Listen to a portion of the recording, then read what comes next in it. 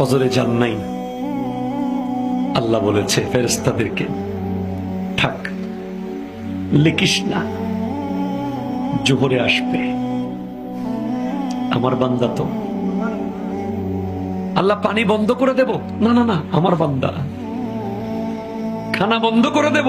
না না না, আমার বান্দা। আমি না গাফফার, আমি আল্লাহ না ক্ষমাকারী। আল্লাহ দোষগুলো দুনিয়াকে দেখাই দেব? না না না, আমি সাত্তার। রহমতের চাদর দিয়ে ঢেকে রেখেছেন। আপনি জান নাই,